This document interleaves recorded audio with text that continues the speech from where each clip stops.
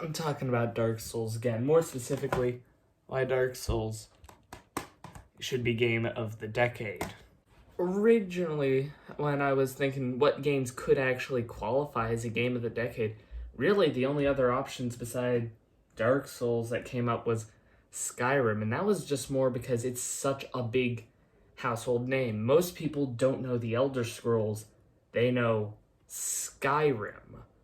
And that was really the only point I could come up with why that could be game of the decade. Dark Souls has a few other quirks. Quirky, so quirky. Where's the image I have? In my opinion, it's Dark Souls that really first kind of revolutionized this open and interconnected world that we see in a lot of games now. How you could go from Firelink to Undead Burg to Undead Parish back to Firelink through an elevator, which could also go to the Undead Parish through an underground passage, but that underground passage also went to Blighttown and the Valley of Drakes, and that underground passage also led to New Londo, and that always led to the New Kings, and there was the Ash Lake that you get to through Blighttown and Lost Izalith, going through, I forget the name. But that's beside the point. It's all interconnected in this open world. And all of how everything just interconnects once you get to Firelink. Because, in my opinion, the Undead Asylum is literally the only, not open world space.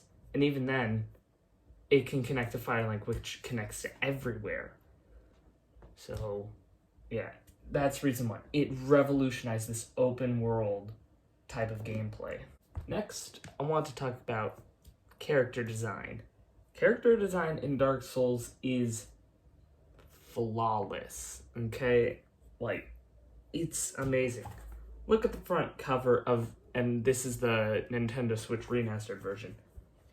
It may just look like a regular knight, but looking closer at it, you can tell, he's been on many adventures. There's weathered bits of cloth. There's tattered clothing. He's got a big shield and a sword.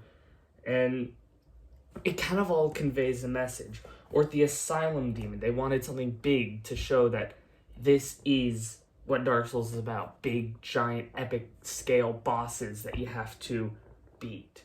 Did he say epic? That's epic. And it all blends together to create this really well designed game. Even Solaire, we don't know much about him, but we know he praises the sun and he's looking for his own sun. And look at him, he's got a big sun on his chest. He's got green fur, which is kind of related to the sun with photosynthesis. He's overall just seen as such a great character, and his character with a lot of white and yellow is so bright and colorful that it stands out in this world of gray and death, and it really sells the idea that he's a great character. That's how From Software and Bandai Namco here have made such iconic character design. They've really gone above and beyond for this. Third, I want to talk about level design. Level design is very key in a game. You can't have it be too complicated, but you also can't have it be too simple. Also, it's gotta feel like you're doing something. You're not just progressing. You're actually achieving something. And Dark Souls does this really, really well. We'll take, for example, the Undead Burg to Undead Parish. You start out in Firelink, which, say, is down here. And you first climb up a few stairs, and you're here. You fight a few enemies, you're up more, you're here. Then you're up into the Burg, and it's really flat. Then you're up into the Tauros Demon fight, and you fight the Tauros Demon, meet Solaire, best character.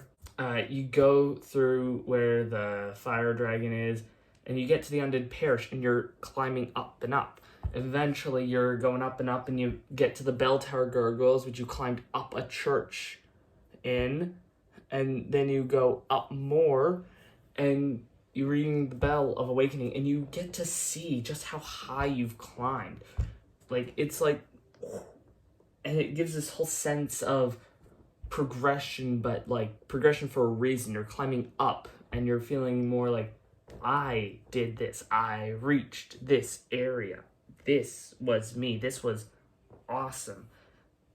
And that feeling can be replicated in reverse.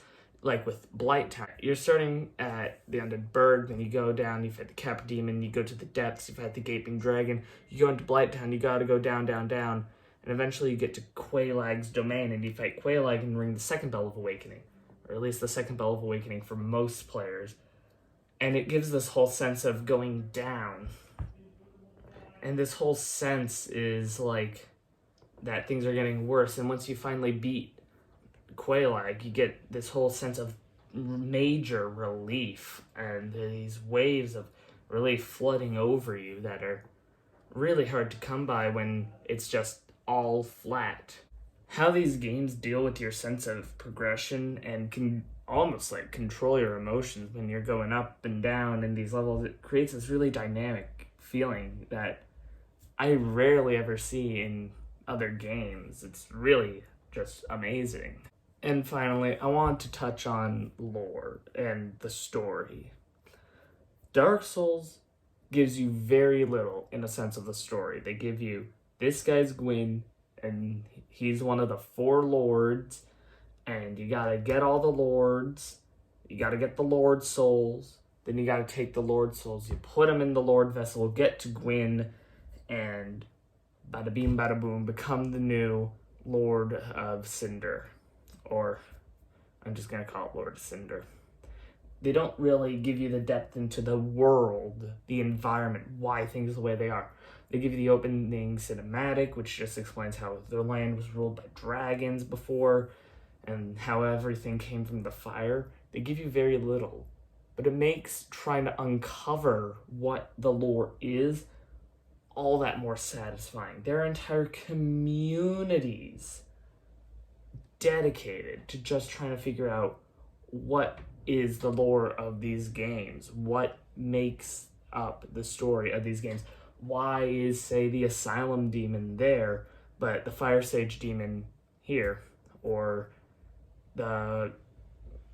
why are the Knights of Gwyn at the first kiln and the Darkroot Basin? Why are they in those 2 vastly separate areas? It's this whole sense of community. It fosters that, and it's just great.